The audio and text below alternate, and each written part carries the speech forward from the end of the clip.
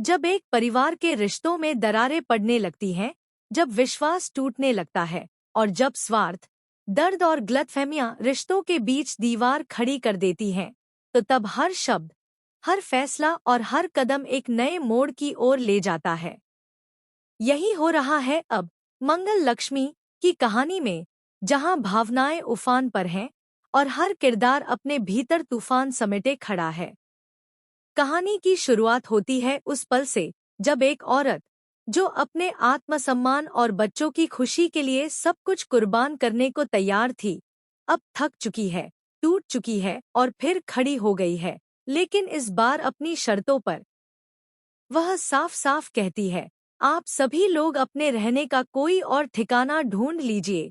यह कोई साधारण बात नहीं थी, बल्कि उन सारे रिश्तों पर एक निर्णायक लकीर खींचने जैसी थी, जो अब तक शायद मजबूरी या भावनात्मक दबाव में निभाए जा रहे थे।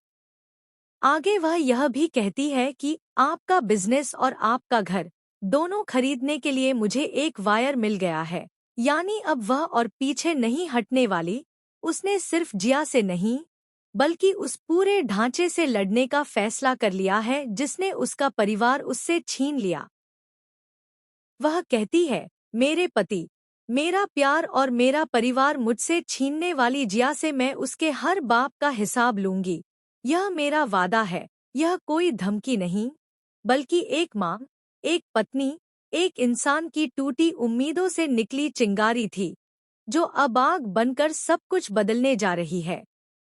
यही वह क्षण है जब मम्मा यानी उसकी माँ खुद उलझन में पड़ जाती हैं, क्योंकि उनकी अपनी बेटी ने जिस इंसान पर हाथ उठाने का आरोप लगाया है, उसी से वह शादी करने जा रही हैं। बेटी चीखती है, मम्मा, जिस इंसान ने मुझ पर हाथ उठाया, आप उसी इंसान से शादी कैसे कर सकती हैं?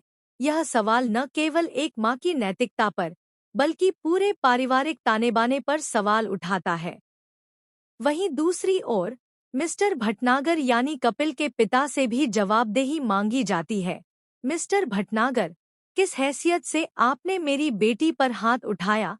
यह वाक्य न केवल कपिल पर, बल्कि पूरे परिवार के सम्मान और रिश्तों पर सवाल बनकर गिरता है।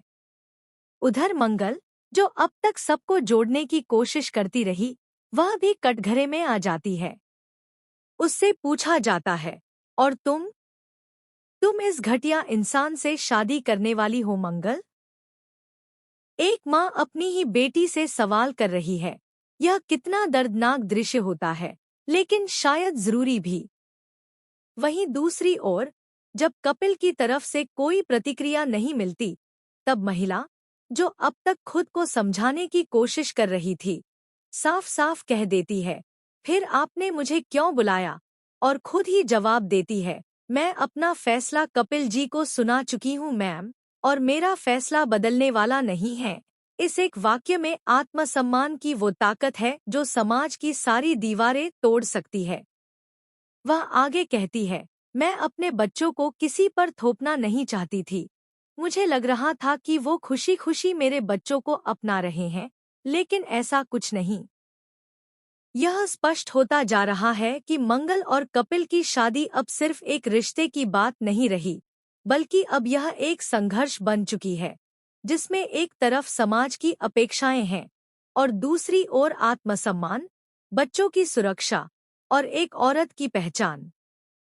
फिर मंगल जवाब देती है, शायद वह समझती है कि यह सब गलतफहमी का नतीजा है, इसलिए कहती है, मंगल, तुम मेरी और कपिल की बात को ना बेटा, गलत डायरेक्शन की तरफ ले जा रही हो।